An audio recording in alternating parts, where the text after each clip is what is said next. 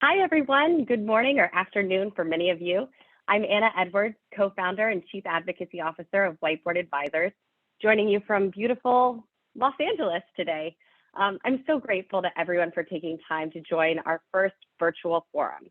We are planning a series of these conversations, taking a solutions-oriented approach to some of the biggest challenges and greatest opportunities facing education and workforce policy and practice today. As we think about the biggest challenges facing education, it's probably no surprise to you all that we would choose to focus on the topic of teacher retention for our first forum. This back to school season, it's been all of the major national news headlines, and in traveling around the country, meeting with state superintendents and district leaders, the topic of teacher shortage comes up in every single conversation. I know you all have seen the statistics as well. A recent Gallup poll earlier this summer found that educators are among the most burned out of the workforce in the US. More than 44% of educators stated that they are always or often burned out. Our friends at the American Association of School Administrators, when I spoke to them last spring, we asked, what are the top 3 to 5 issues facing your members today? They said number 1 is teacher shortage. So our team at Whiteboard Advisors started asking ourselves, what's causing teacher burnout? What are the psychological, cultural, and policy shifts that we need to address this issue? And how can we elevate what we know to be effective in retaining teachers today? That's why I'm honored to present our virtual forum on teacher retention. Today's conversation is going to be in 2 parts. The first part of this conversation, I'll moderate a discussion between the authors of the new release, How to Navigate Life, the new science of finding your way in school, career, and beyond. Belle Liang and Tim Klein penned an op-ed on the topic, which we read in EdSurge over the summer and really inspired this whole briefing today. So they have a lot of insights to share. Following that discussion, Whiteboard Advisors Senior Advisor, former Superintendent, and former Colorado Commissioner of Education, Dwight Jones, will moderate a reaction panel of best-in-class education organizations collaborating with schools and districts to support educators' well-being and teacher retention. Please, we encourage you to submit questions for our Q&A for both the book talk and the reaction panel. And without further ado, I'd like to turn to our book authors to introduce themselves and share more about how they connected. Belle and Tim. Thank you so much, Whiteboard Advisors, and for Anna Edwards for introducing us. This is such a thrilling opportunity to get to come together with this very amazing panel and share some of our research. So my name is Belle Liang. I'm a professor at Boston College in Counseling, Developmental, and Educational Psychology in the Lynch School of Education and Human Development, where I have served as a faculty member and chair for now 22 years. I met Tim Klein, who will say a little bit more about himself, when I was doing research at his school with a colleague of mine from Harvard Graduate School of Education. Nancy Hill and I were doing work at his school to try to understand what some of the reasons were for mental health crises and a lack of thriving among certain students. And ultimately, of course, it reflected some of the difficulties that teachers were struggling with as well. And when I went into that school, one of the things that we ask as a qualitative researchers and quantitative researchers was, who is the most important adult in this school? Who is making a difference in terms of cultivating purpose in your life? And the name Tim Klein kept coming up, and the rest is history. We've been working together ever since, and I'm thrilled to be able to collaborate with him in an area of research that focuses on the college and career navigation crisis. And we can talk more about that in a moment. Yeah, and I'm Tim Klein. My background is in I was a clinical therapist, and then I was the national outreach director for a national youth development nonprofit, doing a lot of work with low-income, traditionally marginalized youth to get them to and through college. And then after that, I became a director of community engagement and school counselor at this large urban high school in Boston. And I think my work was always around, how do we bring psychological best practices, evidence-based practices to help young people thrive? And so I was just on the ground working day in, day out with students, doing best practices in mentoring and psychological health. And when I met Belle, it was a light bulb moment for me when I learned about her and her research on youth purpose, because I realized what I was seeing on the ground in my 7 years doing direct practice was directly connected to her research. And so when we partnered together, it was this really beautiful combination of research and theory combined with application and on the ground direct practice. Awesome. Well, Tim, I'd actually love for you to elaborate on that topic of purpose. How is it an alternative framework that we should be looking at educators and students alike through? Yeah, so, I spent my whole career working with low income first gen students, like I said, and I had, I was working at Summer Search where these students were graduating at 5 times the rate from college as their peers. And so there was something about these students, but in our program, we didn't have a GPA. It wasn't about socioeconomic status. I had this overarching question: what was it about these students that made them so resilient, so motivated, so curious about the world? Because for every one of these students who were doing really well in our program, there was 4 other students who had all the potential in the world, all the talent, and they weren't thriving. They were languishing in school. And so my question was, what was it about these students? What was the secret sauce that they had? And when I met Belle, she put words to what I was seeing. And those words were, they had a sense of purpose. And so our research is on the science of purpose. I know purpose is this big woo-woo word that's thrown around, but we're really talking about the science of purpose. And essentially what it is, it's pretty simple. It's when someone has a stable and generalized intention, which is just some forward aspiration that's personally meaningful and also benefits the world at the same time. So it's some sort of goal that a student has to achieve something that's meaningful to them and meaningful to the world. And so when a student have a sense of purpose and it's education dependent, meaning those students can see how doing well in school serves as a stepping stone to achieving those goals, it's basically correlated with every indicator of success and well-being. Those students are more engaged in their learning, better relationships, better mental health, more likely to graduate. So that's where our research is, essentially, where it's a really about sense of purpose. And basically, in the world of purpose, we know it when we see it, but we're still on the cutting edge of how do you actually cultivate purpose in young people. And that's really at the heart of Belle's and I's work in our book, is how do you cultivate purpose in students and in educators. And Belle, the book really unpacks how linear pathways to achieve student educator success don't actually align with the purpose framework. And I'd love, particularly from the educator perspective, what are the repercussions of some of the more rigorous or restrictive pathways that are in place? Yeah, this is a question we talk a lot about in a school of education like ours. We have designed an education system that's very linear.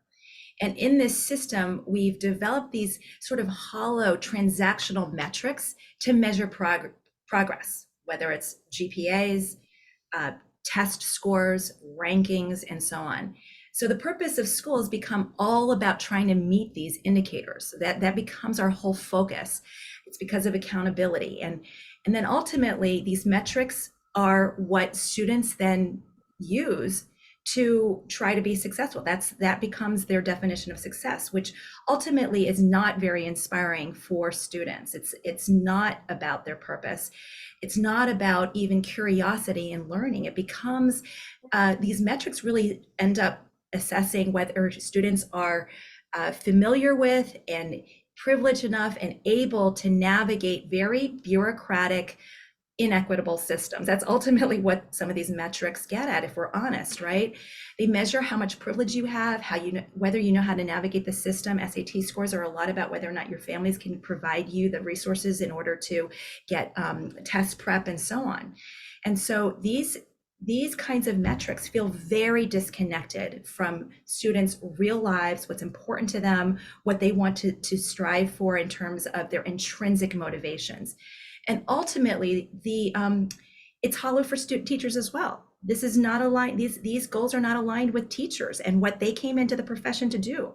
And so ultimately, we have a situation where we are trying to meet metrics that ultimately are very disconnected from the real life purposes of students and educators.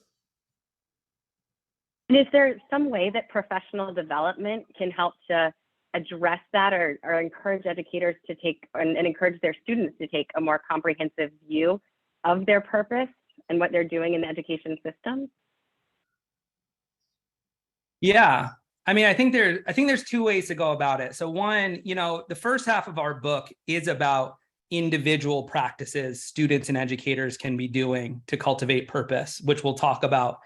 But also there's a systemic approach here. And a lot of the time, I think what misses the mark in teacher burnout is we treat it as an individual problem. We say those students need, teachers should practice self-care. They should practice mindfulness. They should exercise on the weekends. And those are all very well-intentioned practices that we should be doing. But there's an underlying message that it's an individual's fault. And I think what we want to be focusing on is that a key element in systems thinking is that our systems are perfectly designed for the exact outcomes that we are getting. So what we're saying, it's time for us to not only help individuals in these systems, but we have to take a look in the mirror and say, what is it about our systems, our policies, the objectives, how we're measuring success? How are those leading to this burnout? And as Belle was saying, what we're seeing right now is as there's this big moral panic around learning loss. And yes, we want students to get on going and get back. But what's happening with learning loss is we're saying to educators, you need to come back into the classroom. You need to deal with COVID logistics. You need to deal with the ongoing mental health crisis, and you need to make up for lost time. So these metrics around standardized test scores, SATs, grades, all these metrics that research shows drives the mental health and burnout issues, we're doubling down on them now. And we're saying they're even more important. And so it makes sense. And I would just say on this final point, we look at the clinical definition of burnout, and it's a gap between expectations and reality. And we think that the reason that educators are so burned out is because them and direct practice healthcare workers are the only people whose expectations have increased as a result of the pandemic. Everyone else, we got to work from home, we had flexible scheduling, organizations and businesses adjusted expectations given what was happening in a global pandemic.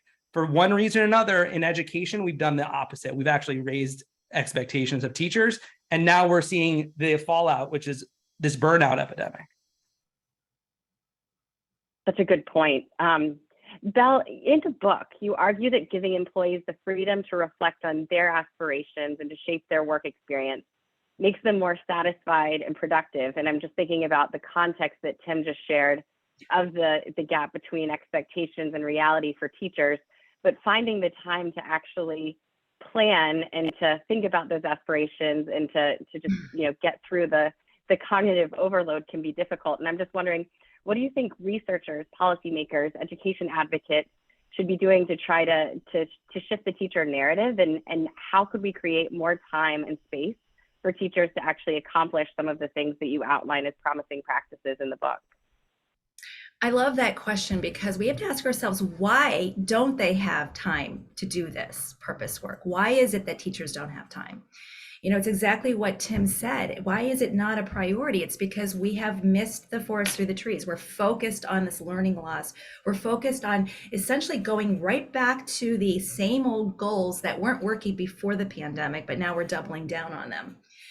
We have to really do a heart check as an educational system to ask ourselves, what really are our true goals? We say it's mental health. We say it's curiosity and learning, and ultimately that we would be able to launch our students, our young people, into the workforce in ways that they're thriving, that they're doing purposeful work.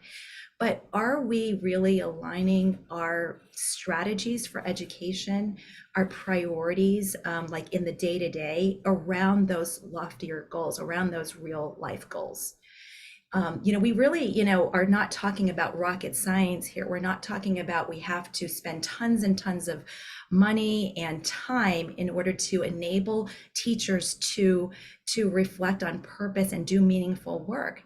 It really involves some sprinkling in of these priorities as teachers work, and some shifts in our ultimate goals. And we talk a lot about these kinds of practices in our book, but just to kind of give you a sense of it, it means providing teachers the space and employees the space to ask the right questions, to ask questions of themselves and of their students, like what strengths make you feel like your best self at work? How do you feel motivated to grow and evolve? What's most important to you as a professional? And what difference do you want to be making in this organization and beyond? Providing space to ask those questions really sends a message to teachers that they matter and that their purpose matters. And ultimately, that cultivating purpose in their students matter. Yeah, just I love to, it. oh, go I ahead. feel like there's some lessons for all employers on that topic. Yeah, Tim. Well, just to add on to that, I mean, if you look at education as a profession, so one, the teacher burnout, teacher crisis, it's much more about retention than recruitment. And so we're seeing these practices from these states where they're lowering certification, they're increasing alternate certification, they're lowering the barrier of entry to get in educators, which is great. We need more educators, especially from marginalized, underserved, underrepresented communities. But what's really driving this is retention. It's teachers leaving. 90% of the teacher shortage is driven by people leaving the profession before retirement. And so we know educators are coming in with a sense of purpose. It's why they come into the profession in the first place. And the research shows on teacher retention within that first 5 years, where the majority of educators leave, they struggle with the administrative workload, unsaid expectations on them. So they're coming in with a sense of purpose about the work that they want to do. And then as they're inundated with all of this extra stuff, that cultural wars that they're a part of, mental health crises, they get farther and farther away from that purpose. And we know that when teachers say my work doesn't feel personally relevant to me anymore, that's one of the leading indicators that they're going to be burning out. So this question of where do we have time to do this? It's almost like we can't afford not to make sure that this work still feels purposeful and it's engaging for these educators, because if we don't, they're just going to walk out the door. Yeah, before we get to Q&A, and thank you, please keep the questions coming in. Excited to dive into those. But Belle, I wanted to ask a quick follow-on on helping educators find their purpose and maybe the positive implications if we do this right. What do you think that would mean for students if we could really inspire teachers and kind of right the ship? What impact do you think that would have on student outcomes and student achievement? They're so closely tied, right? Our teachers really are our hope for our students, and so much of our emphasis has been, not teacher mental health, but student mental health. But they're so inextricably linked, which is why I'm so glad that you asked that.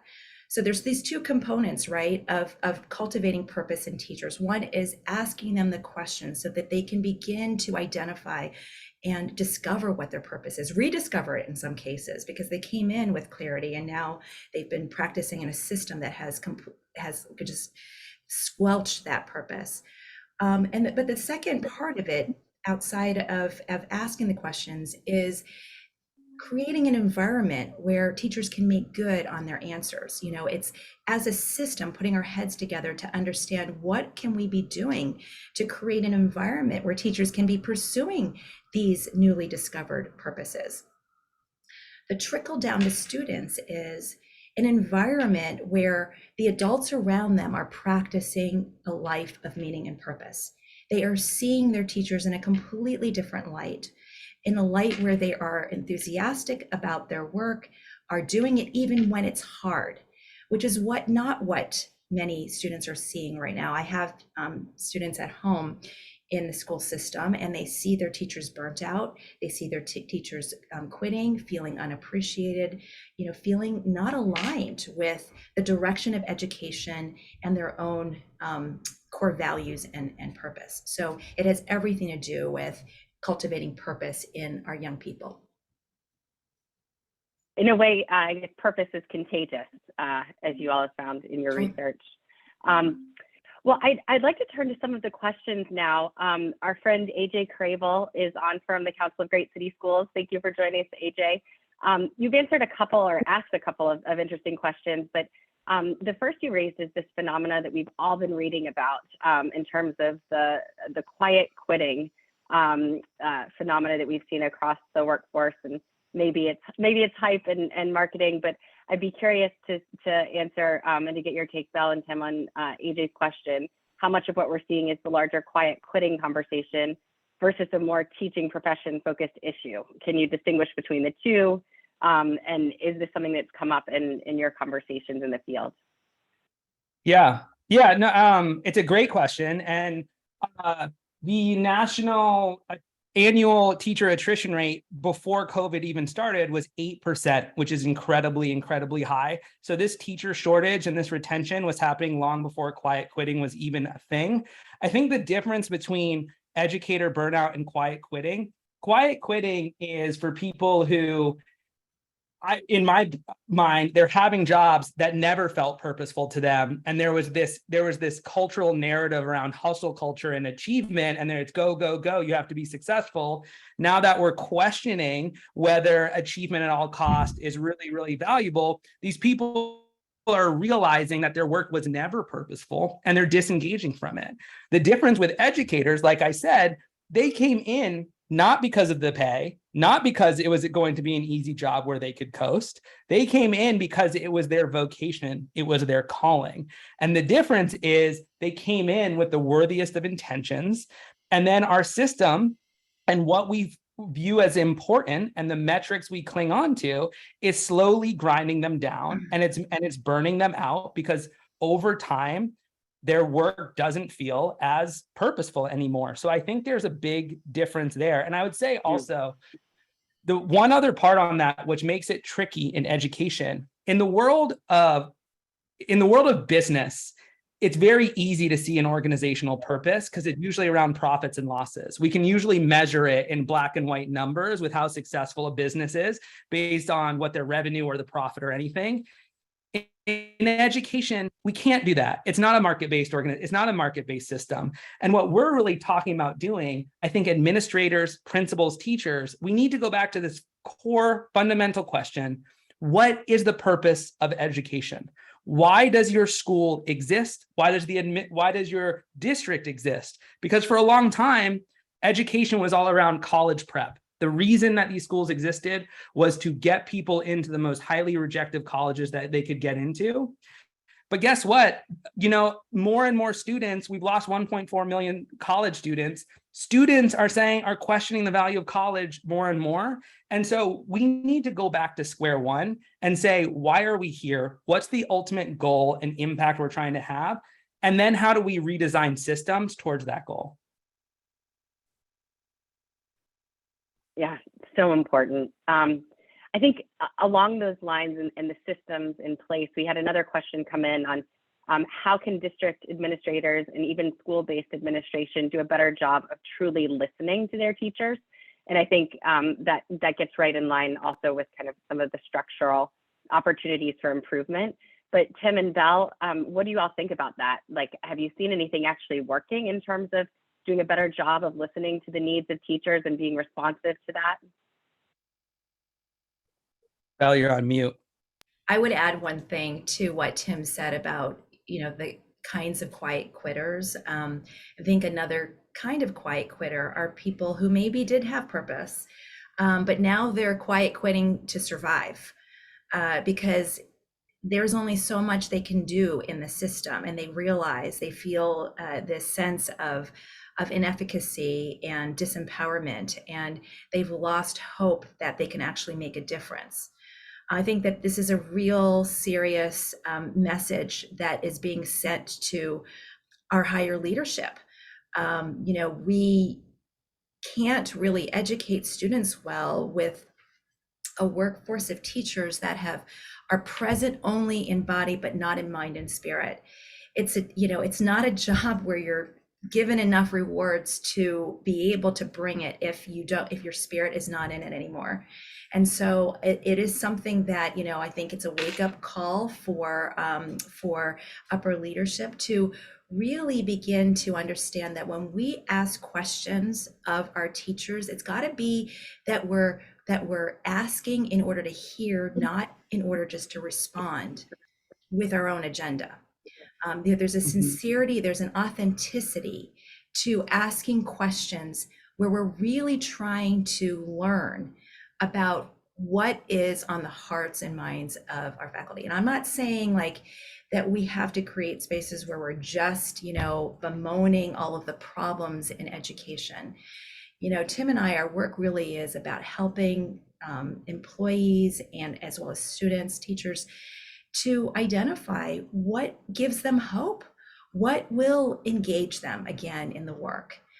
What is it that's possible in your system? We know that there's some hopes that are not possible in systems. We're reality based, but there certainly are things that are possible and are not too much to ask. And, we need to, as educational leadership, be listening to hear and not just to respond. And it's a great, and just to add on directly on that question, what can administrators and districts be doing? So the number one reason teachers leave a profession or they consider going into a new school is because number one, the biggest thing we can be doing is school facilities, it's infrastructure, it's making it a better, like physical buildings, HVAC, all of those things that COVID just realized how much we've under budgeted for infrastructure. That's out of control for a lot of educators and administrators though. The second thing that educators say most important to them in their job is a supportive leadership and administrative team. And what that actually looks like when you look at the research, it's saying they're listening to us. They give us professional development opportunity to grow as educators. They can communicate a clear vision of what their purpose is as administrators, and they're good at operating towards that vision. And so what that means is administrators need to take a look back and be like, what is the purpose of this education system? What are we trying to do here? And it can't just be, we're trying to bump up 7 spots on a school rankings list, or we're trying to improve standardized test scores, or any of these metrics that, federal and state governments might care about when just looking at data points, but those numbers do not resonate with educators, and they certainly don't resonate with students. And so we just need to go back and be like, what ultimately are we trying to achieve here? And then go from there. And then it's asking, and this should not be on high administrators doing this. This should be co-created with your entire community. So it's asking your educators, what do you think the purpose of our school is? It's asking your student, what's most important for you? And so I would just, on that point, I think administrators and school leaders so much, and I've been in this role, feel like we have to have all the answers. And what we found in Purpose is that honestly, most of the time, the best thing you can do is ask meaningful questions and then take the time to listen to them. That so many lessons there. Before we pivot to another line of Q&A, the audience seems to really be interested in this topic of quiet quitting and work-life balance. And so Laura Bruner asked, is quiet quitting conflated with work-life balance? We often ask teachers to do extra with zero compensation because it's for the kids. How do we resolve it above and beyond expectations versus telling staff to balance their lives? Yeah, I'll tackle first, and then Tim, feel free to jump in. I really, I think that sometimes the notion of quiet quitting is become sort of a blaming of the victims of, just thinking of it in terms of employees quitting when they should be doing their work, that they are not measuring up in some way. And yet they are in environments where, it's impossible to thrive. And so quiet quitting becomes, for many people who can't afford to quit their job completely, a way of surviving in those settings. So we need to be thinking about how can the system change, not just be saying to employees, you need to do more self-care. You need to be, thinking about ways to better, take care of yourself and, survive in this setting. We need to actually be changing the setting. We need to be changing what they're being asked to do so that it becomes survivable and it becomes a place of thriving again. So I think that, that listeners is really perceptive that, that it needs to go beyond just an individual level intervention to rethinking what the purpose of education is and what our main goals are in it, and then clearing some things off of the plate that are not directly aligned with those chief priorities, because there's a lot of things that have collected on those plates that weren't working before, but we just, like a hamster, on a wheel, we keep just doing the thing we know to do. I'm in a university where it's the same thing, in most settings, we love to just do what we know to do. We don't take a step back and look at it from 50,000 feet up and ask ourselves, which things may have served us before, but they're not serving us well anymore. We don't have time and bandwidth to do it all. So those things are going to need to go and be moved off of the plate. I think that we need to, as educators and as educational leaders, be asking some very hard questions about the things that need to be removed from teachers' plates. Yeah, and just to add on that, it's impossible. I know I'm beating the same drum here, but if organizations don't have a clear sense of purpose of what they're trying to achieve, it's impossible to take anything off their plates, because there will always be some constituents who say we're holding on to this thing and we still need to be doing it. And so the only way we can actually, and when you look at it as well, educators, when they say what is burning them out, they say it's overwhelming administrative work that they're doing. They never say it's actually the classroom work that they're in there for doing it. It's administrative work that they themselves don't see the purpose of. That is the thing that's harming their work-life balance. And it's the same thing for schools themselves. Just to give a more tangible example, if we have a high school leader here who says our purpose is to raise holistic, healthy individuals who are going to actively engage in citizenry, then we have to look about if mental health is actually a part of what we want. We want to graduate students with that promote healthy mental health. Then we can look at every single thing we see and say, does this help or hurt mental health? Does our homework policy help or hurt mental health? Because there's a lot of research showing that over too much homework hurts mental health, not a lot of research showing that it improves academic outcomes.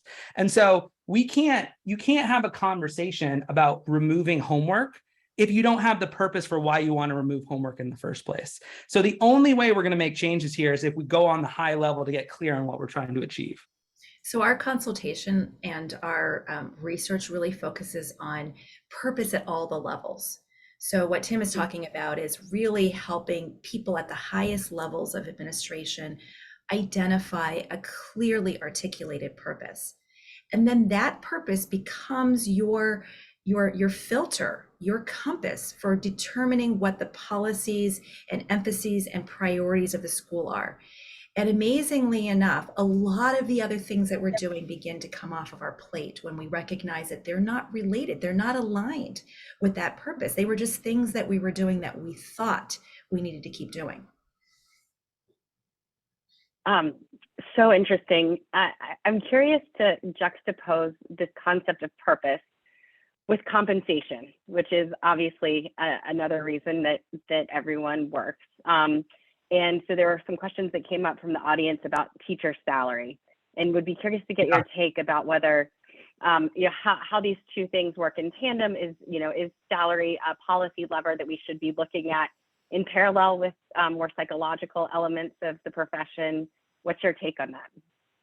Yeah, I mean, yes, but not in the way that you might expect. So actually, the research is not actually super clear on salary as a retention policy. The research is very clear. It's very, very good as a recruitment policy. So if you can increase the salary of teachers coming into the workforce, they're much more likely to stay 5 years. And that 5-year mark really is the magic mark, where if they can get to 5 years, they're statistically way more significantly likely to stay in the profession. But what we found is that lack of pay can cause you to leave, but pay is not a strong enough indicator to stay in the profession, if that makes sense. So it's just like feeling like you're underpaid is going to get you to leave. But at a certain level, and again, I am a community organizer at heart. I believe in a dignified wage. I think every educator should be paid what they're worth, and they should be paid a dignified living wage where they're not even thinking about money anymore. But there is actually a limit to it. And it's actually, let's pay them a living wage. Let's get them not thinking about money at all anymore. And then let's double down on helping them fulfill the reason they got into education in the first place, was because it was their calling. And so that is kind of, it can only, it's not going to hurt, but it's not going to actually, it's not the silver bullet that we think it would be.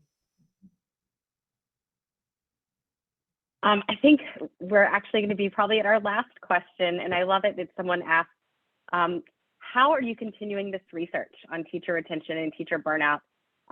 We've identified that a key issue. Clearly, you all have a lot of findings from the research you've done to date, but what are you planning to do moving forward? Thank you for that question. So in our lab, we are developing a set of instruments that assess what we call the elements of purpose.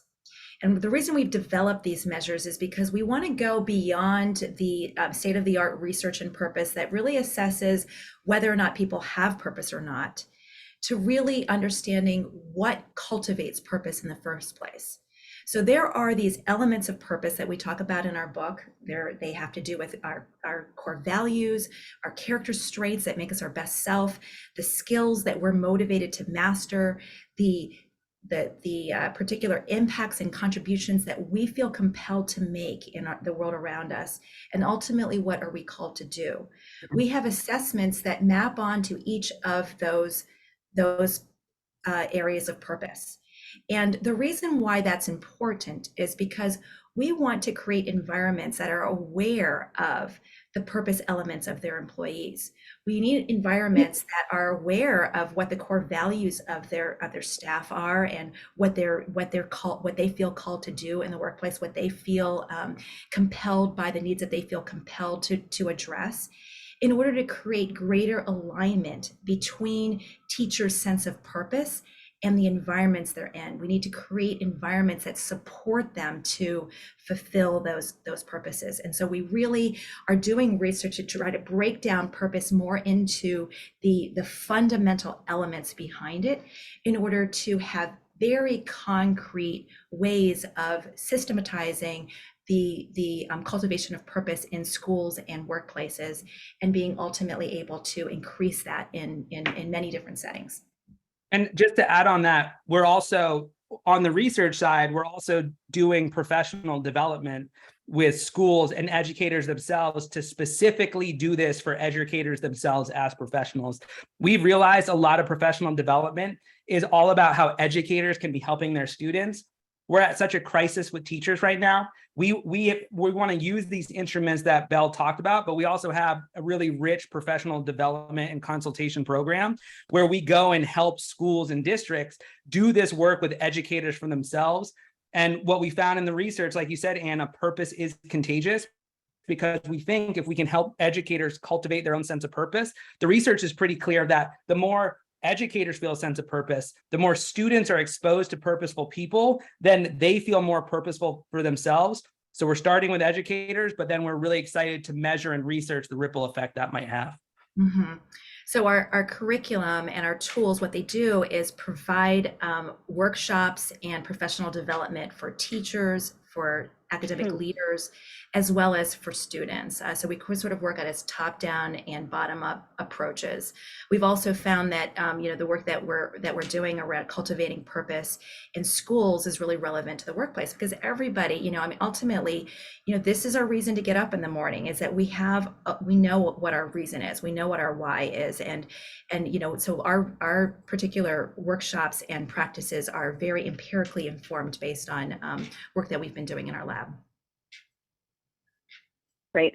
Well, actually, I said it was going to be the last question, but I love the question that LaShonda Nugent just asked.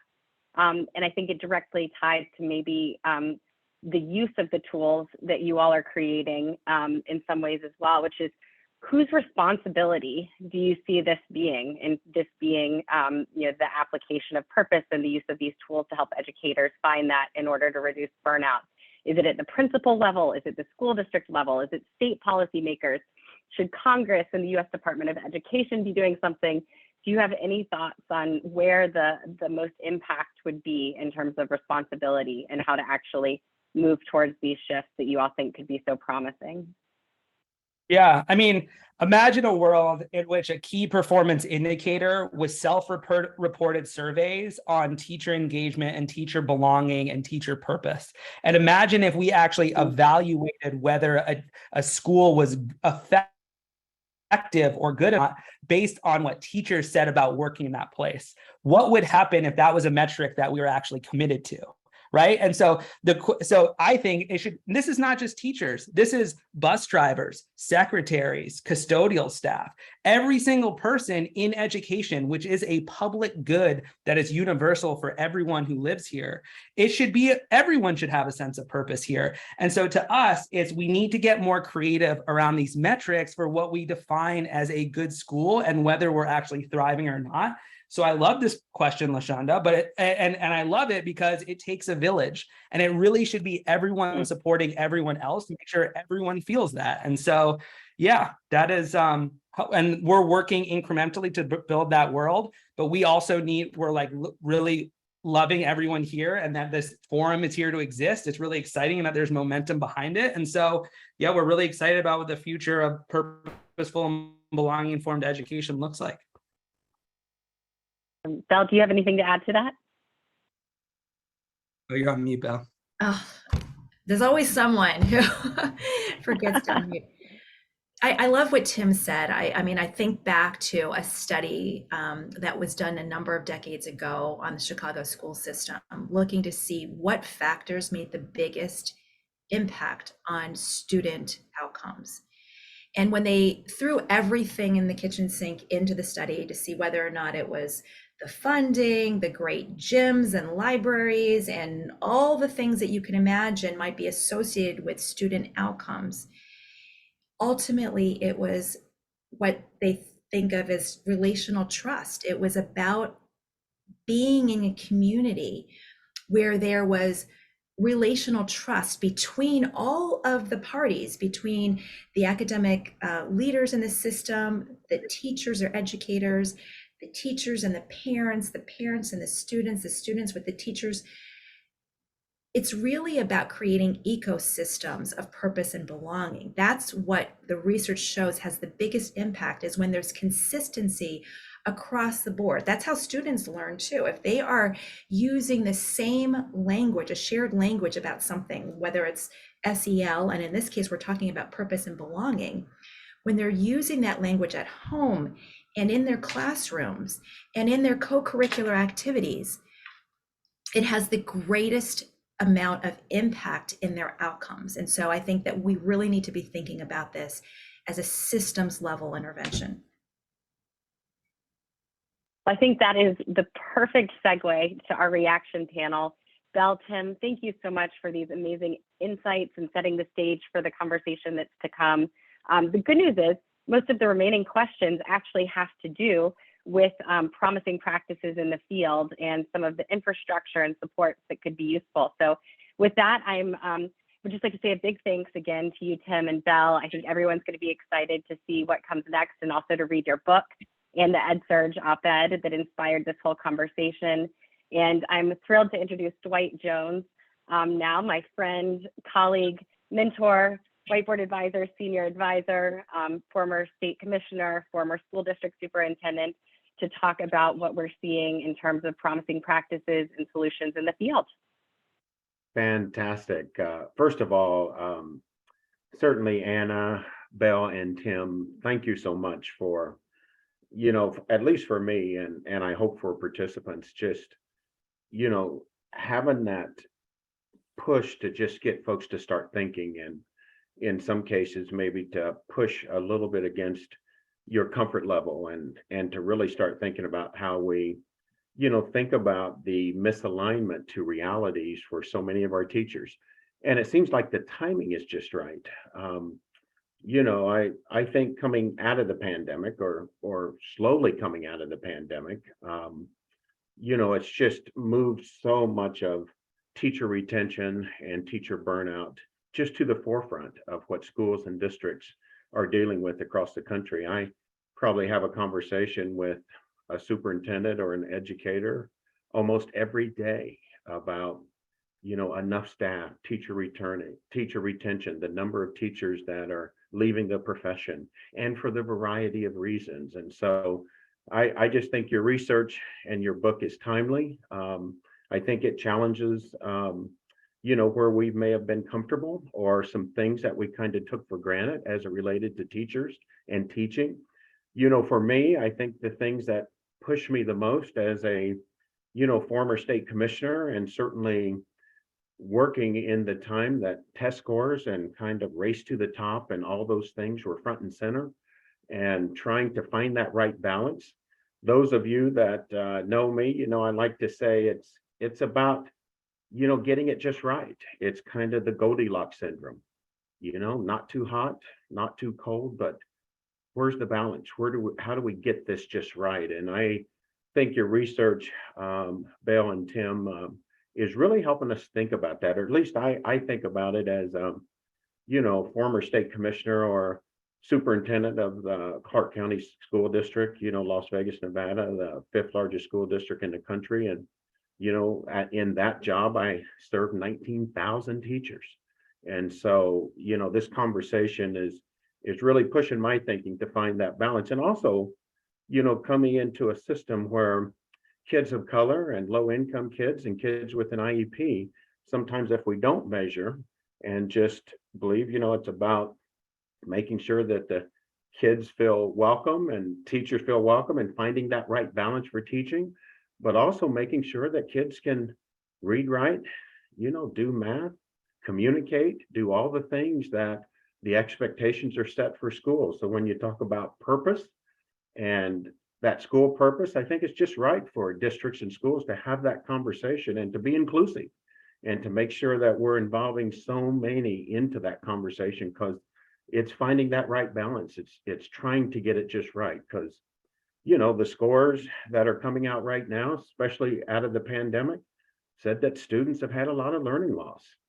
And if you look at low income and students of color, that learning loss has just been so intensive that there's continuing to be such a gap between those that can and those that can't. And so I really believe it's a right time to have that conversation. I believe your research and your book is worth a read. I hope every listener will go and read it, not because they may just agree with everything that you've said, but also that it'll challenge their thought.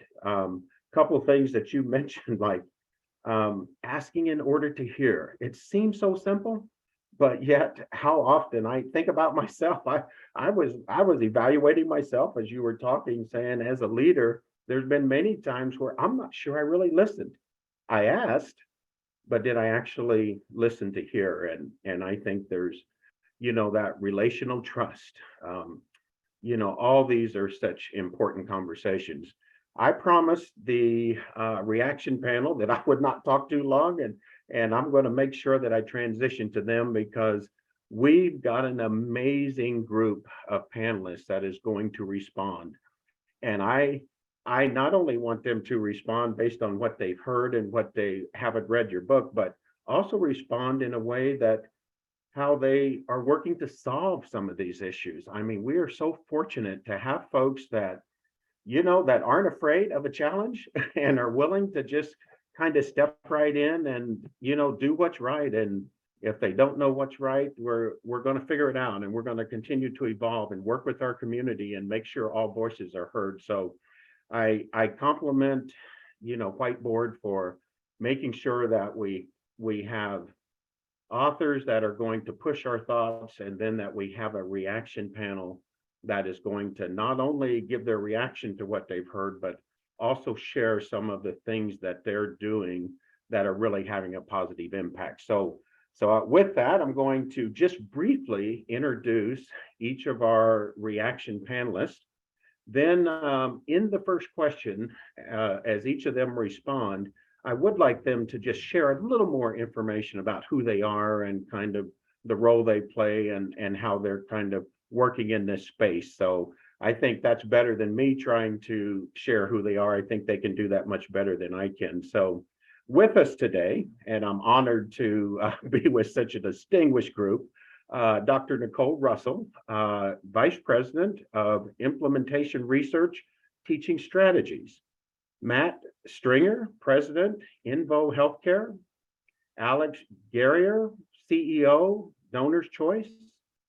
Matthew Canard, CEO, Better Lesson. And Ilana Natkin, CEO, Breathe for Change. So I'm going to jump right into the first question. And Dr. Russell, I'm going to ask you to respond first, but all of our reaction panelists, I'd like you all to respond to this, respond to this first question. So, we've heard Belle and Tim discuss how burnout is essentially a misalignment between expectations and reality. To kick us off, would you share your professional insights from the field? What do you know might be causing this misalignment, and how are you working to bridge that gap? Dr. Russell, would you start us, please? Sure, and thank you for that introduction and for having me today. Yes, I'm the Vice President of Implementation Research at Teaching Strategies, which is the leading organization for early childhood education, curriculum, assessment, family engagement, and professional development that supports the early childhood workforce. You asked that question and you said, based on my professional insights, I'm going to start with some personal insights and then I'll talk about the professional insights. So I'm a researcher by nature and in my profession, and my informal research, mostly on social media and in conversations with teachers, is that this alignment is happening because of something Tim mentioned earlier. Folks lift up self-care and we say that's the solution to burnout, when really the reality is that self-care alone cannot fix the problems that teachers are facing right now. It cannot fix what teachers, students, families, what we all are encountering right now. And that's because teachers are humans. They're like the rest of us, and humans need connection, we need community.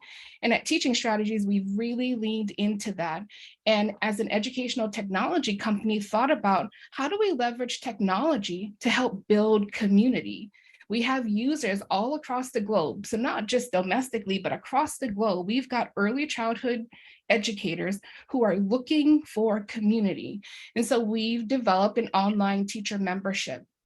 Now, the online teacher membership really is an innovative approach to building community for early childhood educators, in that it allows teachers to share what they know, right? But also come there to look at what others are doing, ask questions, have conversations. In some instances, folks need support, right? They say, I've got a problem I've never encountered.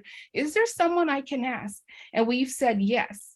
Not only can you ask your peers, but we have dedicated content experts on the in the community who will answer your questions. You can literally post a question, you can email them, you can say, here's what I'm dealing with, can someone help? And we've said yes.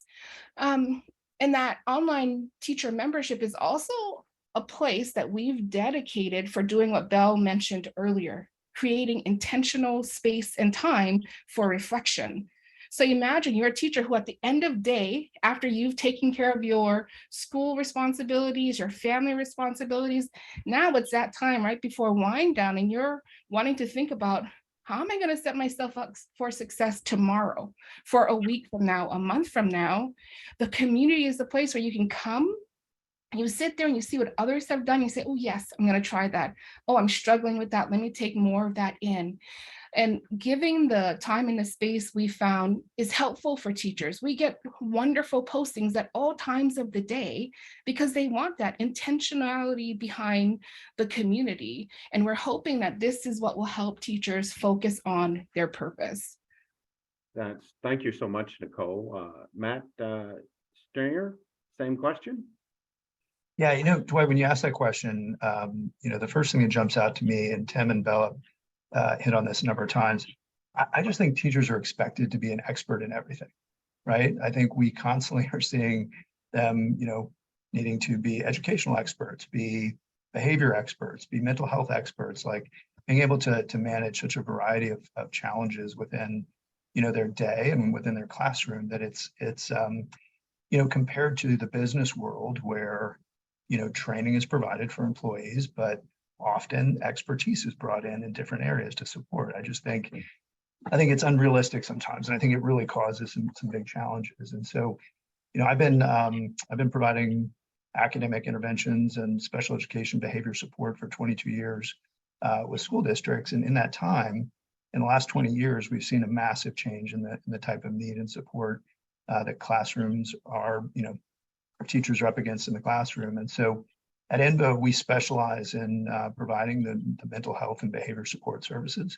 And specifically kind of coming in, one of our really successful models that we've implemented, where we bring in a board certified behavior analyst and they work side by side with teachers in the classrooms. And this isn't necessarily a scenario where they have individual cases, but they're actually looking at the whole classroom. They're trying to identify behavior challenges. They're observing, they're putting together kind of a roadmap, they're modeling, they're really helping teachers kind of be an extra set of eyes and ears and understanding what the dynamic is that's going on in that classroom, which is really difficult to do. I mean, when I was a student years ago, was always amazed at the teachers that would have the eyes in the back of their head and could really see everything going on in the classroom.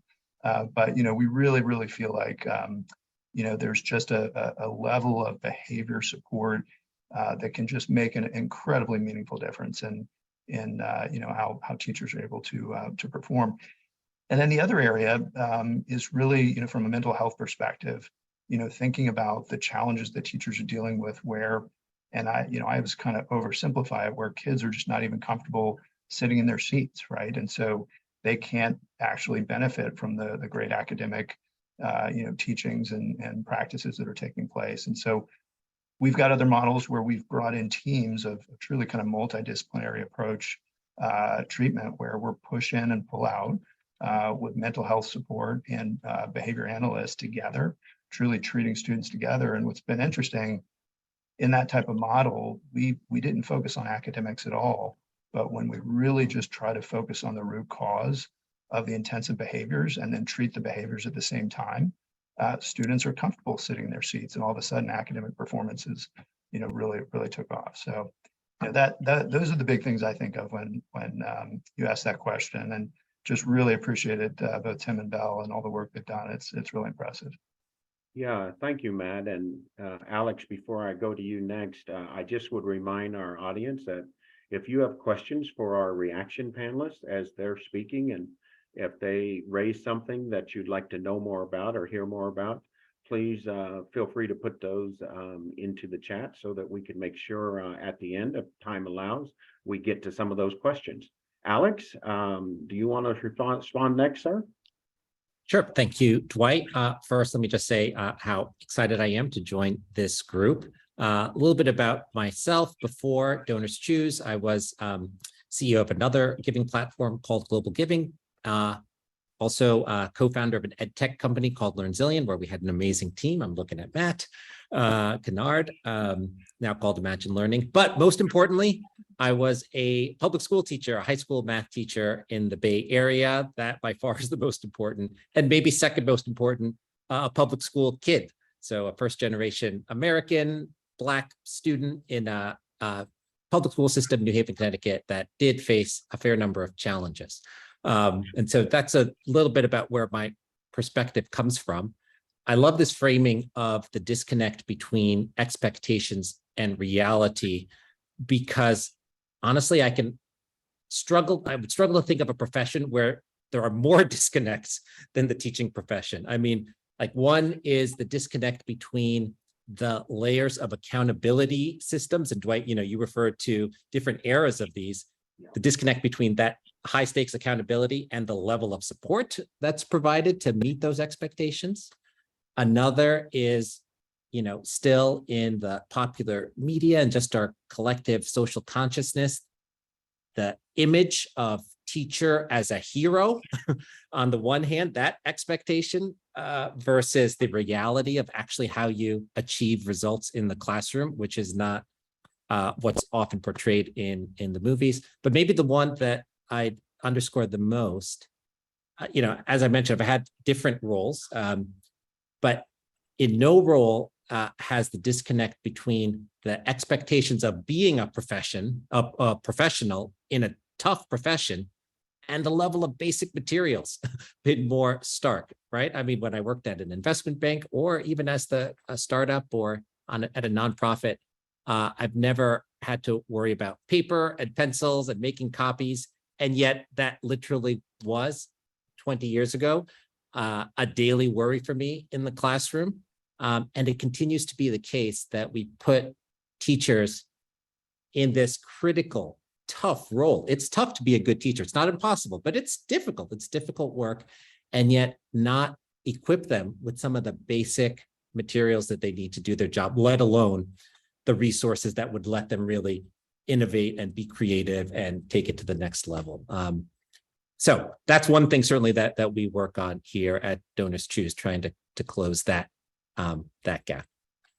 I very appreciate your comments, Alex, and I think it leads right into Matthew Canard, who's CEO of Better Lessons, and his response just based on some of the PD and the importance of that and the support for teachers. So Matt, you want to go next, Matthew?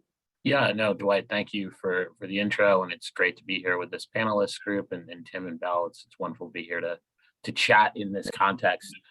I have the advantage or disadvantage of actually not having come up in the education world. I came up in the finance world. I was brought into the education world by Mr. Alex Garrier about 5 years ago. So had the good pleasure of working both on the core curriculum side and now on the PD side. And I think one of the things that's always been curious to me as an outside observer who's now joined this world is that in every other profession, we have figured out the idea that if you have expectations, you have to meet people with a base level of support, right? Tim, I think, put it beautifully earlier today when he mentioned the fact that people leave when they feel like they cannot be successful.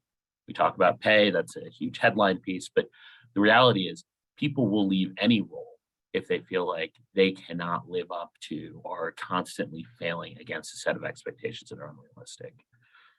At Better Lesson, what we really like to think about is how do we think about holistic support for teachers? How do we think beyond just here's your curriculum, here's how you open a book, but really think about what is our model? How are we empowering leaders to create an environment that is supportive and uses non-evaluative tools to help people improve their practice? How do we think about the fact that we are shuttling in between remote models and we're back in school and then we're out again, right? And how do we think about the fact that for every teacher and administrator and leader, there is an innate pressure to get it right, to get it perfectly when they're often operating on a shoestring budget with very little support. And if we really want to get serious about solving this problem, we can look to almost every other professional industry in the United States where we have figured out that if you can support people at every level to help them have achievable goals and the ability to move forward with success, that is how you get people to stay for 5 years, 10 years, 15 years. And, the last thing I'll say on this is it isn't just about retaining your first year teachers. In fact, we really need to be thinking about how we're retaining principals that have been in their seats for 5 years. Because we know it takes 5 years to really learn that job. How do we keep the teachers that are at 10 and 15 years and are able to teach at the top of their license and provide them with realistic scaled support that makes them feel like they can improve their practice as well, right? Until we take that holistic view, we're really going to struggle to solve this problem, and retention will continue to be a challenge. And I think a Better Lesson, that's how we've approached that strategic conversation with districts, and we're seeing some great results because of it. Great, thank you, Matthew. And Dr. Natkin, Ilana, anxious to hear from you. It's your turn. All right. Well, so good to be here with all of you and loving this conversation already. So I am the founder and CEO of Breathe for Change, which is an organization on a mission to enhance the health and well-being of educators, students, and entire communities. And we run the world's only 200-hour wellness, SEL, and yoga teacher training that's specifically for educators, and then also partner with schools, districts, and organizations to enhance educator and student well-being. But similar to Alex, my experience and all of my thoughts around this topic really started with my own experience as a teacher. I was a pre-K teacher at a Spanish dual immersion school in San Francisco Unified School District. And when I was teaching, I was stressed, I was overwhelmed, overworked. And that's when I first found yoga and these wellness practices, and it just completely transformed my life and my well-being and how I was showing up for my students in the classroom. And then I started integrating so many of these mind, body wellness and social emotional learning practices into my classroom with my kids, and just saw extraordinary transformations in them, both social emotionally, but then also academically. And I was like, hold on, there is something happening here that needs to be further explored. So I pursued my PhD in curriculum and instruction and became a teacher educator at the University of Wisconsin in Madison. And for my dissertation, I followed a bunch of educators that I had taught into diverse classrooms all over the country and world, specifically to look at how they would take up their ideals of social justice and action in their teaching. What I ended up finding was that these equity-oriented educators that wanted to be in the profession for life, that had that passion and purpose from the beginning, very quickly became so stressed, so overwhelmed, burning out. It was like that mismatch of what they thought it would be like and what support they actually received. And so that negative cycle of well-being was deeply impacting their ability to fulfill on both the social, emotional, and academic needs of their students. So as I was seeing how universal the issue of educator stress and burnout truly was, I simultaneously had just gotten my yoga teacher certification, and the teachers I was working with found out I was a yoga teacher, thought it was like the coolest thing ever. I was like hiding that news.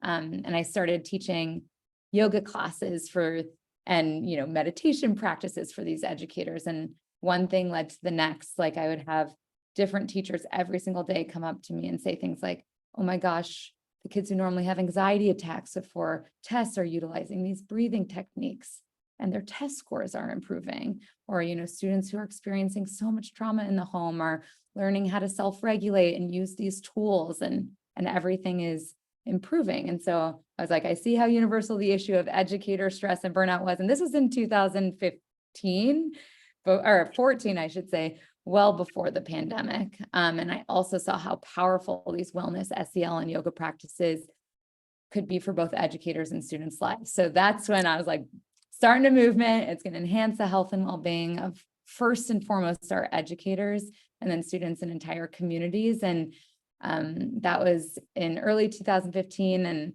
I set out to not just do, a 1 hour or 2 hour PD, but a 200-hour intensive training that would truly get at the heart of personal and collective transformation for these educators. And so, at Breathe for Change, we tag on the F to SEL, it spells self, because we believe it's so important for us as educators, as leaders, many of us as parents with kids at home, to embody the social emotional learning competencies and practices that we hope to teach our kids. Because if we're showing up stressed, overwhelmed, frustrated, burnt out, then how in the world are we supposed to teach our students, empathy, or how to feel a sense of belonging, for example? And how do we, if we're not taking care of our students' social emotional needs and their well-being, then how in the world can we expect them to do well on a math test or write a literacy essay? And so at Breathe for Change, we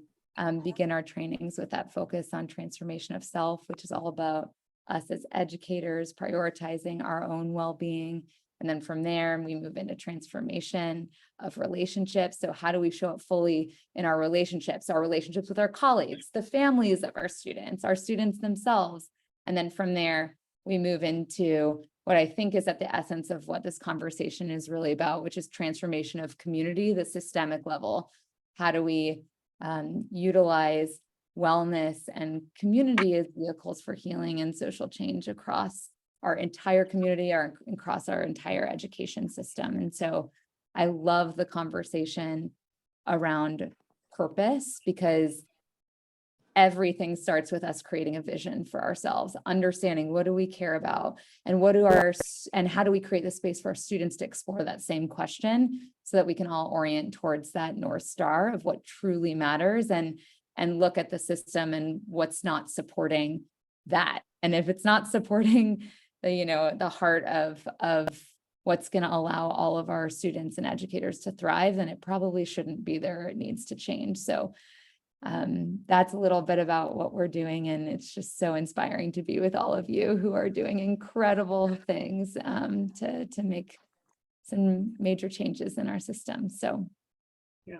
great. Thank you so much. And thank you all for not only sharing a little bit more about your vision and who you are, and but how you're showing up in this space and how you're trying to make a difference. I'm sorry, I think the phone's ringing in the background, so I'll go on mute here, but let me kickstart the next question. And as we move into the pandemic, Matt Stringer, of the diverse range of supports discussed for teachers, we know building immediate capacity for educators to handle post-pandemic challenges is key. Talk to us about how leveraging data and insights from educators has helped you build educator capacity post-pandemic. Yeah, it's a great question. And it kind of comes back to a little bit of what I started to share earlier, which is, so teachers in a classroom focused on teaching, focused on kind of bringing, their best, enthusiasm, their view, their support for their students, understanding what's happening in that classroom at any given time, and really trying to be able to track, whether it's behavioral challenges or other things that are going on as the teacher is trying to manage everything at the same time, is really difficult to do, but it's absolutely critical, right? To understand, how to make changes, how to, if you're making changes with various different interventions, and understand how to kind of continue to modify and think about what you're doing. And so, we have, as I mentioned before, we work with a ton of really talented behavior analysts around the country.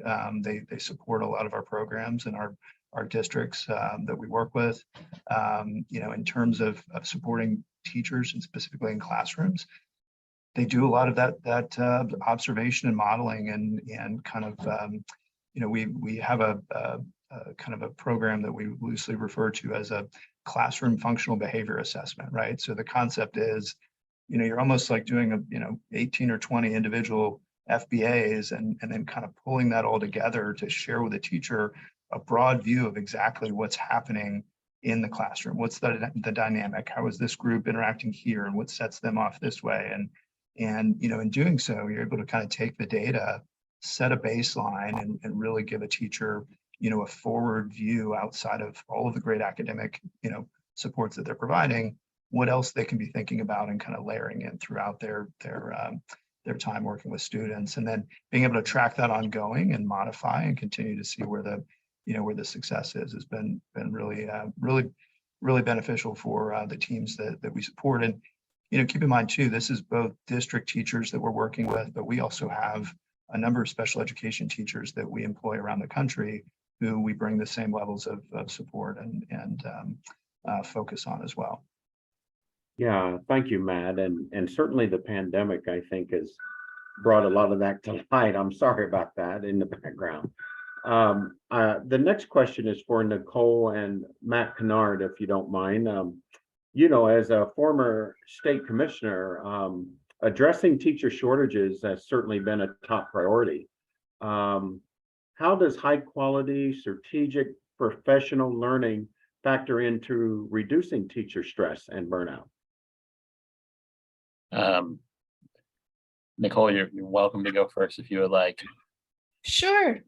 I love this question because I should have said that I'm also an early childhood teacher at heart, forever will be, right? That was my beginning of my professional journey. But 10 years ago, I was the professional development coordinator for the state of Arizona.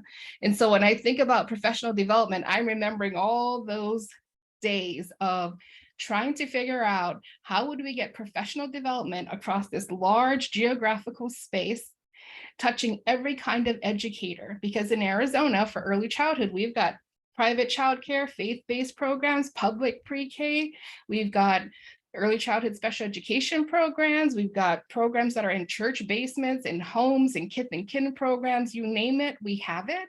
And all those folks need professional learning support. If they're licensed, they need a certain number of hours. And the number one thing I heard from teachers was, fitting in PD on my already full plate is impossible. You're asking me to come on a Saturday? No, thank you. You want me to stay till 8 o'clock at night? No, thanks. Folks weren't jumping up for that. And yet it was part of what was expected of them. And I always was thinking, there has to be a better way to do this.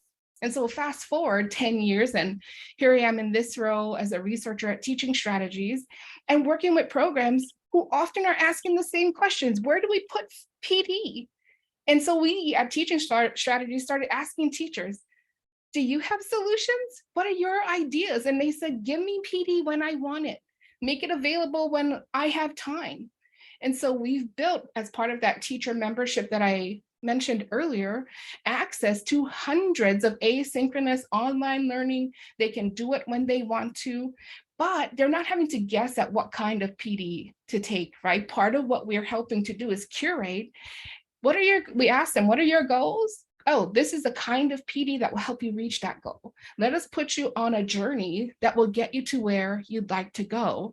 And we found that by alleviating the stress of trying to fit in professional learning somewhere in the schedule, by letting them choose to do it on their own, has really helped with this sense of burnout and feeling less stressed about getting professional learning, which they've told us, yes, I need professional learning. I still don't know the things that I want to know, but how I get that hasn't been easy.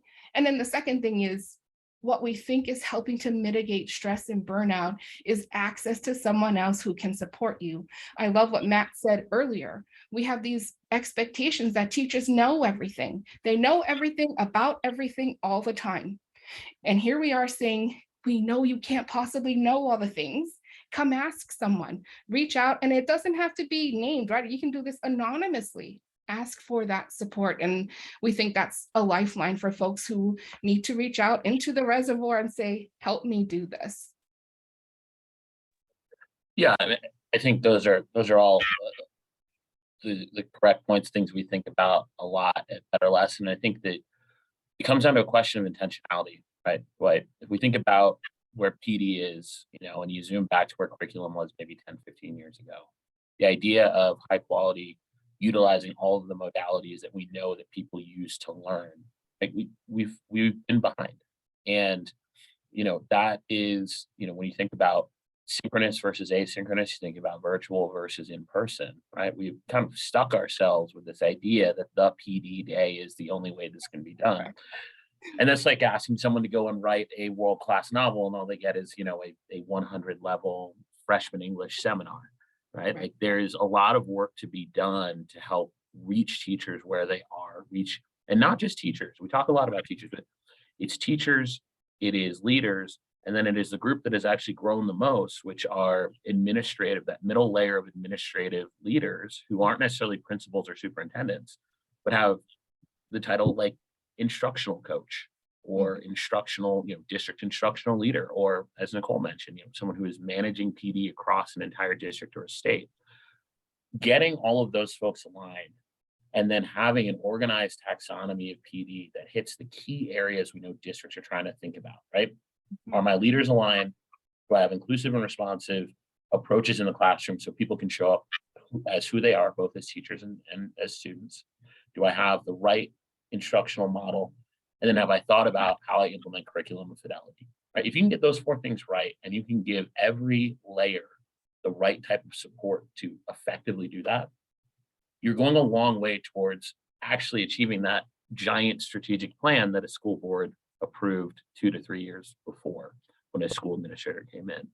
When it sets then the stage for you to not only build that base level of knowledge and support and understanding, but to then really tune in on the key things that are true about your district. Because every district has specific battles that they're trying to fight. Every district has specific challenges that they need to meet. But by building that baseline, it allows you to be flexible and have a unified approach to getting there. And so I think it's, can we be flexible? Can we make it easy to use? Can we make it engaging, right? Are we intentionally designing self-directed courses to be self-directed? Are we utilizing all of the benefits of those modalities? And as we have built our PD solutions and we think about how we work with districts, that's the alignment that we look for, because that is how you get people to not only benefit from it, but you're able to meet every constituent in the district where they need to be met. Yeah, I really appreciate that. And Nicole, I had to laugh when you said teachers think we know everything. Obviously, you've not taught middle school. Middle school teachers don't think you know anything, and they're always challenging. I just remember my days as a middle school teacher, so that made me smile. I'd go back to some of my students. See, I already knew everything. You just didn't know I knew. and certainly, Matthew, two things that you really highlighted. Easy to use, is so important to our teachers, and that they can use it right away. So when teachers go to PD, I know teachers used to always say to me, PD was the best when I could take some of the things I learned and use them immediately. That always had the most positive impact. I always felt like in teachers feeling like, we really cared about them and was giving them PD that was actually going to really be helpful for them immediately. So thank you for that comment. Next, Ilana and Nicole. Let's talk about cultivating purpose in community. Why is it so important to build a network of educators to help mitigate feelings of stress and burnout? You want to go first, or do you want me to go? You can go ahead. I've talked a lot so far. All right. This is my absolute favorite thing to talk about in the world, because I think community is at the heart of where transformation can become possible for any human being. It's like, so at Breathe for Change, like, yes, educators are learning amazing tools to enhance their well-being, mind, body wellness practices, relationship skill builders, all these things. And I think one of the reasons why, based on 10,000 plus surveys, we've seen educators have these life-changing results is because of the community. And because the relationships that were formed among the educators that they built relationships with in the training. And so it's in community when educators have space to be seen, to be heard, to be witnessed, when they have space to talk about the obstacles that they're facing and to explore different solutions together. And when they have the space to share vulnerably and be mindfully listened to, it can be incredibly healing. And in that moment of connection between educators is when I've seen, and my research has shown that they're actually able to reconnect to their passion and their purpose for teaching in the first place. It's like when the stress, the overwhelm, the to-do lists are so high, there's so many things to check off, there's so much to do, I'm overwhelmed.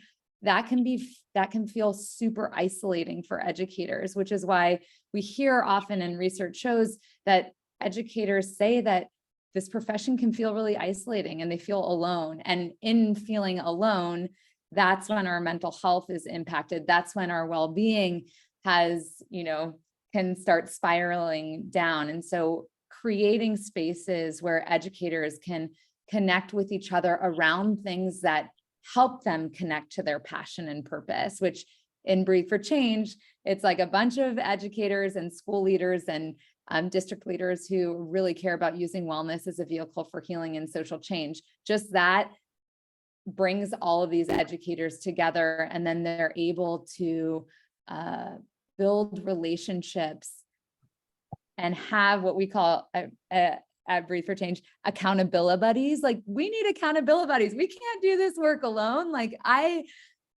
may have this big vision for myself, but if I don't have other people to hold me accountable, to check in on me when times get tough, and we all know that times get tough in education, especially now, then how in the world am I supposed to do this alone? So I think the more that, as we're thinking about solutions at the classroom level, school level, district level, state level, nationally and beyond, we have to think about how do we create a space where educators feel like, and students also obviously feel like this is a place where it feels like home, where I have relationships I trust, where there's people I can talk to about what's really going on, so that I'm not just told what I need to teach or how I need to perform.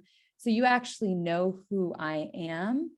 You see what matters to me. You understand the essence of why I'm here and what my purpose in life is. And if we can align there and connect there, then learning becomes accessible. Then we can build from there. Then we can tie, these math skills and science skills to actually what matters to our students and our educators. So I could go on and on about why community matters, but I think, you know, in thriving communities, there's always an opportunity to co-create. And I think when we elevate everyone's voices, what matters to you, what inspires you, what do we need to be thriving individually and collectively together and align there, then we build the foundation for teaching and learning to actually happen in a way that I believe is transformational. So Nicole, I'll pass it to you because I'm just going to keep going on, keep on going. I'm glad you went first because I'm thinking about what you're saying and how spot on you are, especially right now. I think about all the national elevated conversations about the Great Resignation and who's leaving and how many are leaving.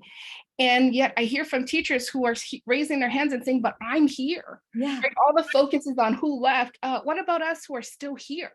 And so I think it's important that professional network, the community around folks who are choosing to stay is essential to keeping them right where they're at, right where they want to be. In many instances, they want to be in classrooms, in learning environments with children.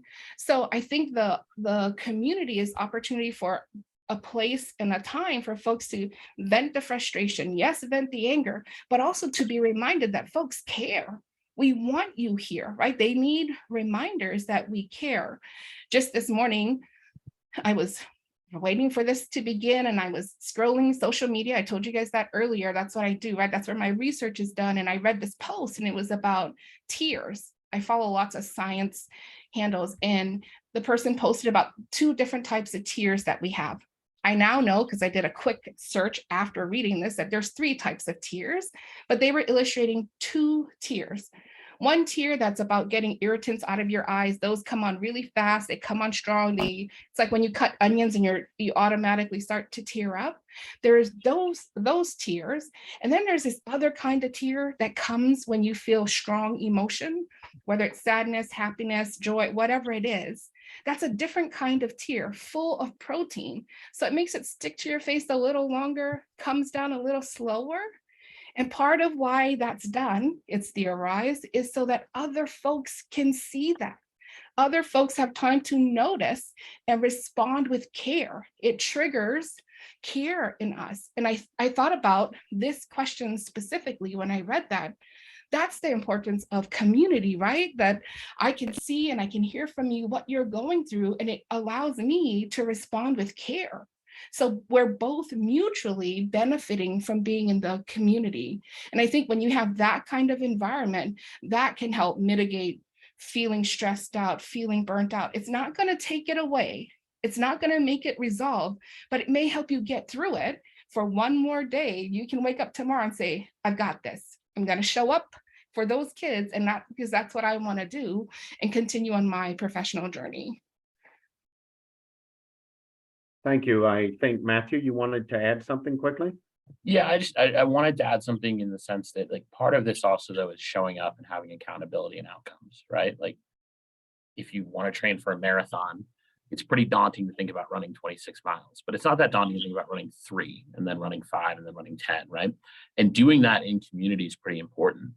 So I think it's also incumbent on us as we think about PD, how do we, a better lesson we think about try, measure, learn. We want you to walk away from every session with a known outcome and something you can go do tomorrow and something you can share with the peers in your community. Like, I was successful here, this worked, this didn't work, this was a challenge for me.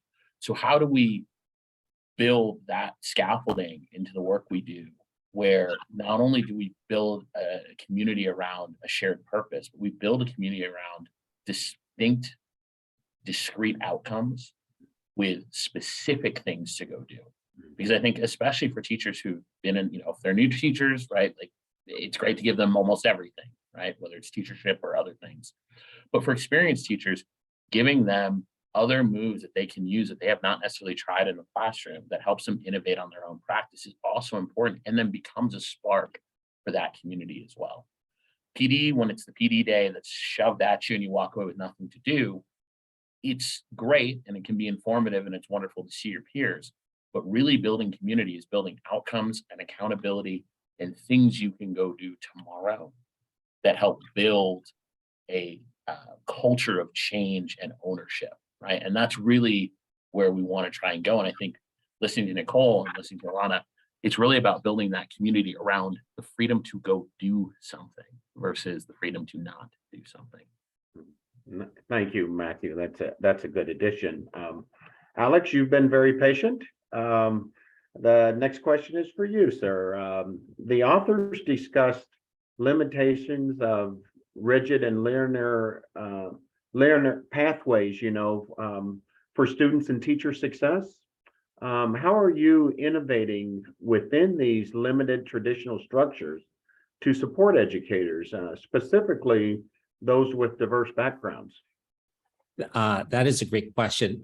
I also feel inspired by my fellow panelists. I'm going to try to link it back. I mean, thank you, Nicole, for that wonderful example. I'm going to be thinking about that for the rest of the day, this example of the tiers. And Matt, you brought up accountability, which I think I'd like to pick up on. I think that this link to the costs, basically, of rigidity, both for students and for teachers, is critical to think about. We're at a time in history where I think there's a really awesome potential positive potential that comes from the fact that we have all experienced a common shock, right? I mean, a major shock, all of us, to our work life, to our personal lives, to our family lives. And I'll acknowledge that the same wave can hit different boats differently. And so there's a lot of inequity in that. And yet there's this common thread that I think we can learn a lot from if we take the time to sort of, distill the lessons. So for example, at the beginning of 2020, I was the CEO of Global Giving, and the word that rapidly became the most important word in my vocabulary was flexibility. In fact, I even had a slide that only had that word on it. And then I put a GIF, like an animated picture of like reeds blowing in the wind behind that, word. And I would bring that slide out to pretty much every staff meeting. I started inserting it into external presentations because everything that we were doing was about flexibility for our staff, for our partners. Here I am at Donors Choose more than 2 years later, and we're still in an active, vibrant conversation about how, as leadership, we need to change our expectations, change the supports that we provide to this amazing team that's around me so that they can do the work that they need to do. And I know for a fact that this is a set of lessons that many organizations, and I think the highest performing organizations, are actively embracing. Tim and Belle, in the first part of the discussion, contrasted that with the dynamic in school systems where, to a large extent, we're trying to go backwards and revert back to all the models that frankly weren't that successful even in 2019, right? And they certainly aren't going to work now, rather than following in the steps of the most innovative, the most dynamic and flexible, employers, workplaces, et cetera. So let me say a little bit about how we're thinking about that at Donors Choose, and then I'll, risk extending a lesson that we might apply to other organizations. I mean, one of the things that we needed to do, by the way, the shift to at-home learning was like an existential threat to the very model of Donors Choose, where we procure goods and send them to schools, to school buildings, physical school buildings, to support in-person learning. And the team responded by figuring out what is the need now? And we've learned a lot from doing that by following teachers. So we've learned that we can support, teachers at home. We expanded to new categories of, healthcare products, but also new technology products that we didn't have the capability to support before. We have experienced a huge number of different requests with respect to furniture because teachers are setting up their classrooms differently. And we've learned a lot about how to do that. it's really a form of listening to teachers. And that was an active sort of thread in the first part of today's conversation. How do you listen to teachers? And so here's where I'll risk kind of extending and maybe posing a challenge to some of the folks on the webinar for how to authentically and effectively listen to teachers. And I think that, one of the things that's true about us is that we are accountable to teachers because like in that moment, we were not going to survive as an organization if we didn't change ourselves to fit what teachers needed and what school systems needed. Again, there's a lot of boring stuff, but nonetheless exciting stuff about how we changed our operations to support teachers at home. We needed to do a lot of change ourselves in that listening to teachers. And so as folks on the call are thinking about the different ways that they might start to listen to teachers, I'll link back to what you pointed out about accountability, Matt. Is there a way to accompany that with a shift in accountability, a shift in the direction of accountability? Tim, gave an example of, when there was a question about where does the responsibility lie, federal, state, district, et cetera, he posited that, well, what if we had teacher satisfaction as a measure of accountability for school success? Well, let's push that further. What if we had teacher satisfaction as a measure of accountability for the state, for the federal, department, for the different agencies that are coming in with interventions? I think then you would see a dynamic where that listening to teachers is accompanied with a change in the power dynamic and the potential for rapid evolution in what different organizations are providing. Very good. Dwight, I have to respond to Alex here, mainly because it's going to be like the Learn Zillion building about 4 years ago, where Alex would say something and I would jump in to respond to him. But I just have to say, the question then, Alex, to me becomes two things. One, what are we measuring, right? Like, why are we so stuck on some of the long-term indicators that we know have fundamental flaws to them? Why aren't we doing things like looking at changes in discourse in the classroom on a regular basis? Why aren't we looking at things like our ability to engage? We have a number of state teachers of the years who are facilitators. They never get reviewed. No one comes to their classrooms. They have been on an island for years, right? So how do we bring that in as a regular, significant ways of looking at progress and change that can be supportive, non-evaluative, and really help us get a better understanding? I think Matt Stringer, you mentioned, like, what is actually going on in our classroom so we can figure out where we need to go next.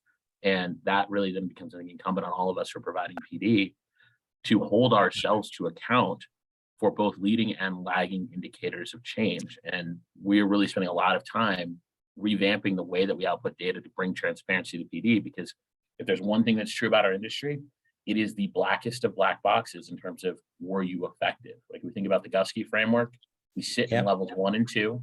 We rarely think about, did we build real owned sustained change, right? And that means we have to be able to work with not only the things we sell to districts, but what are the internal infrastructure of the districts? How are they measuring people for success? What does it mean in a union versus non-union district, right? We have to be open to have that conversation and then be willing to hold ourselves up in the light. And be accountable. I'm going to quickly agree, and then I see that Nicole came off. I mean, let's draw the analogy to an effective classroom, okay, where there are so many different forms of effective formative assessment, right? So you're talking about different indicators of success in the classroom. If you're looking for indicators of success on the part of a student, there are so many different diverse forms of formative assessment that are effective if the instructor is using that as input into how they're going to change their instructional practice. Then you can look at physical indicators, you can look at different forms of work, right? It's rich. It's a rich portfolio. So if that's true in the classroom, guess what? It's true at the additional levels. And that's why I sort of brought in this directionality of accountability. We can absolutely look at these other indicators of effective classrooms, including looking at discourse. And like, the world is our oyster if we're using the information for the right purposes. And that is to change the system. It's a systemic problem. So you got to use it to change the system, not use it to, weigh down, constrain a teacher, et cetera. Okay. Yeah, and I Nicole? just was going to mention that the idea of program evaluation resting on child outcomes in early childhood, we've said we can't keep doing that, right? Everything rests on how is Nicole doing on Thursday when she was observed, right? Or on these 3 last months. And we've, at Teaching Strategies, had said we've got to pull up out of that level, right? If we are saying that to get different outcomes for children, it's through adults, what are we looking at related to adults? And so partly why I'm in this role that I'm in now, which is a new role for the organization, is to think about the implementation questions, right? And that's at the program level, at the management level, everything that's affecting the children. We like to think of that of the enabling context. What's happening in the context? And are we going, we meaning anyone who's providing evaluation data, going on site, asking the person in the room with children for most of the day how it's going, asking the person right outside of that level of interaction, all the way up to the top, and then seeing, does that all match up? Almost always it doesn't match up, but it's a matter of asking the right people, the right kinds of questions to get to your point, Alex, of having a wide range of data, and data includes stories that's informing how we're evaluating how it really is going in our schools. Yeah, and Ilana, I think you're wanting to respond as well. I see a lot of head nodding there. Go right ahead. Oh yeah, Nicole, you brought me right back to when I was a pre-K teacher, and I remember my school leader saying, "Oh, a researcher's coming in to assess your kids for the district," and someone came in and they're like, "Okay, we need to pull Mariana out," and so they pulled her, and she was 4 years old. She was crying. She did not want to go with a person she did not know to like. In English have to communicate things when English wasn't her first language. And so they came back to me and they said, I said, "What can you tell me how that went and how I can use the data that you got to inform my teaching?" And they're like, "We're actually just doing this, for the district level. You as a teacher don't get to see the results." And I like knocked on superintendent's doors. I was so upset because I was like, first and foremost, the way that you assessed my students absolutely had nothing to do with how intelligent and brilliant and wonderful they are and capable that they are of learning. And two, I eventually got the district to give me the results. And of course, who was it that got the low scores? It was students whose English wasn't their first language. It was students it was like the white kids had the higher scores who came from privileged backgrounds. And I saw it from 3 and 4 years old, and students of color who came from families where, they weren't speaking English at home.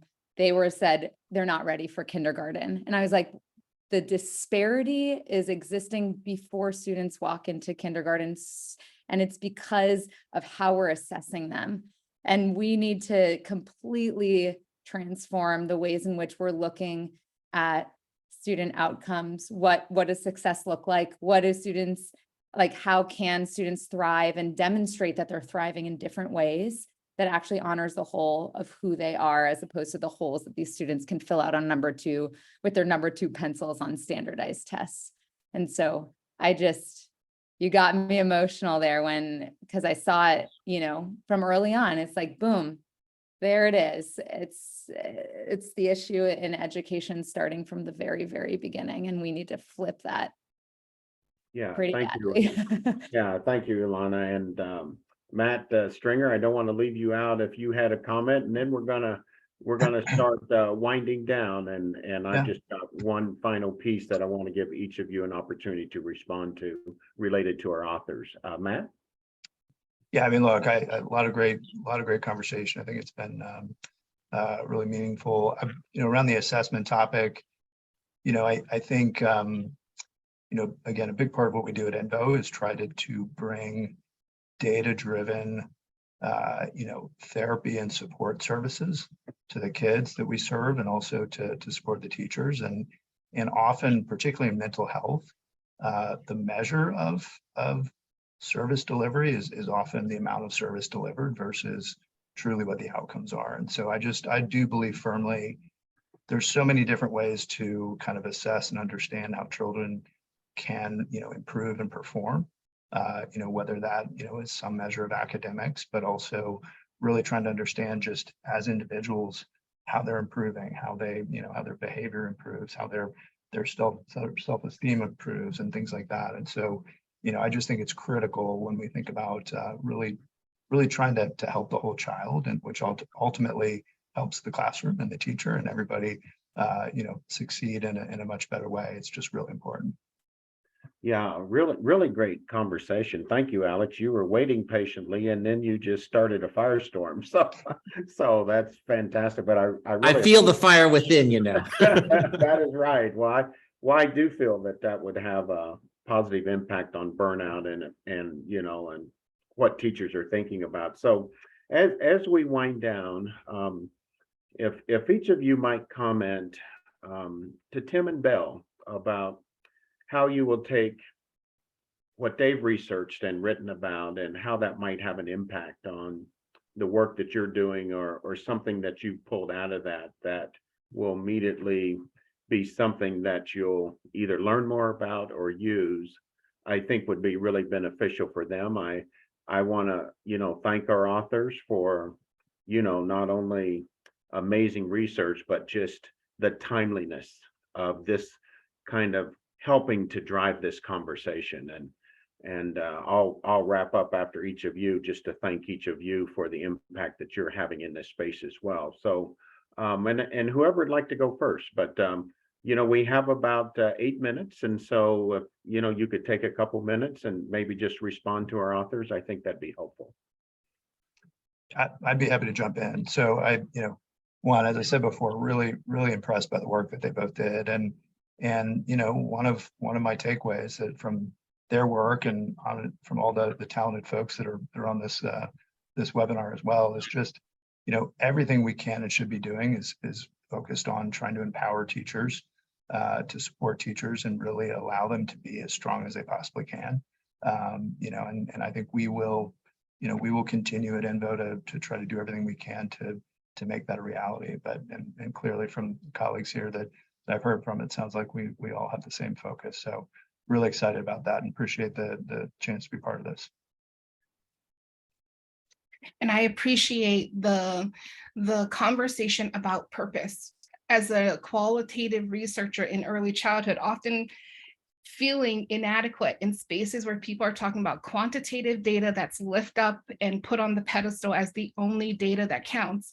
It's nice to hear folks saying, if we're not taking the time to ask, who are you and what do you want to do for children and families, we're missing something, right? And that, to me, that's what purpose equals. And so I just appreciate the book, the national conversation about the importance of purpose. I think it's essential, and it's a question, it's an issue that we need to continue raising. If we're going to make it through what we're living through right now, which is how do we live in a changed world, a world changed by a pandemic that changed education and educational practices, we're going to have to keep asking ourselves, what's the purpose of schooling, and what's the purpose and role of an educator in a school system?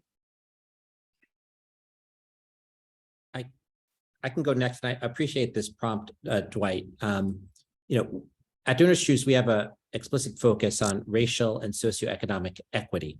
And earlier this year, we did a study among our teachers of color. And one of our findings was that for male teachers of color, Black male teachers in particular, they were disproportionately likely to have entered the profession for reasons of social justice. They saw it as part of a social justice, goal that they had.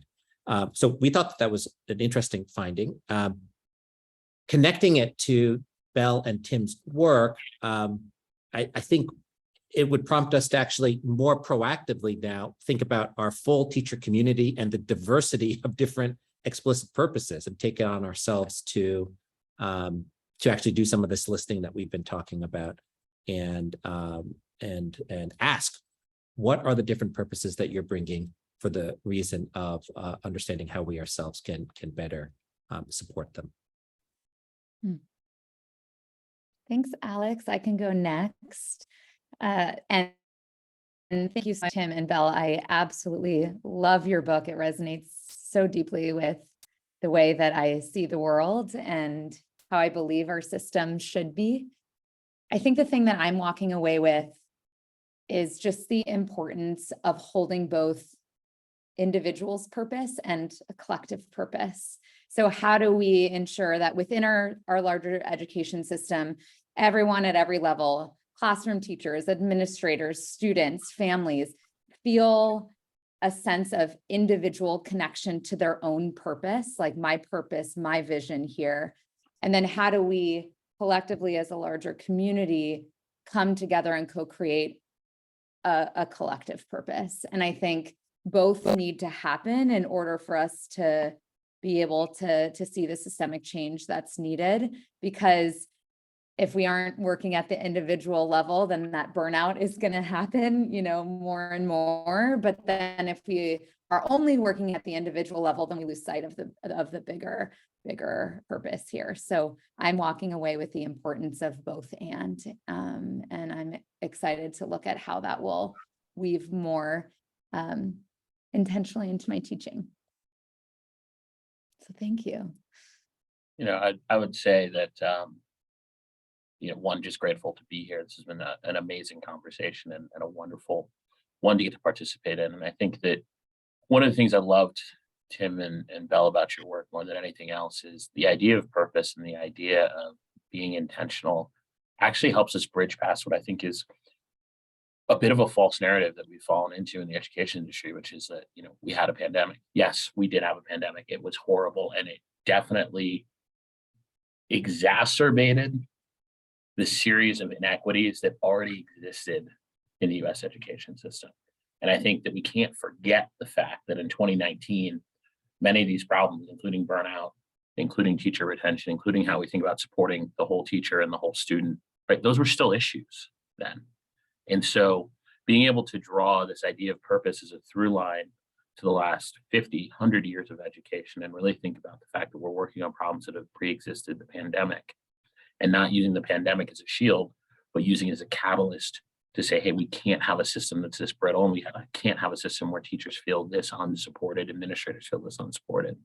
I actually think gives a huge amount of horsepower to the work that we're trying to do, because it doesn't feel temporary. It actually feels like a systemic feature of our system. And so super grateful to get to work on that. Super grateful for books like this that I think really are helping keep us on task. Well, excellent. I would just say to all of you, first of all, thank you for your expertise, for making time to not only share your knowledge, but your passion around, this issue that is so important. We say to teachers, but it's so important to our communities. It's so important to our school districts, and most importantly, so important to children. So thank you all for being solution oriented. I think that makes a big difference. Sometimes it's easy to identify the problem. It's much more difficult to start to identify what are some of the solutions. So I'm very respectful of each of you. I also just want to thank Whiteboard for creating the space for these kind of conversations. I think the power of what they do and how they go about doing it. Anna and Ben, I'm just always grateful to be a part of just being a thought leader in, just trying to help figure out things that are really, really difficult. So I just want to say thank you all to our authors, to Tim and Belle. Thank you for your work. Again, to our participants, thank you for making the time and for being a part of this important conversation. And please, if you get the opportunity, get the book and read it. I think it'll just continue to push your thinking as we try to find good solutions and good things that we can do to support our teachers out there. And to all of our teachers, thank you so much for what you do, how you do it, and please keep doing it. With that, thank you so much for your participation. Bye-bye.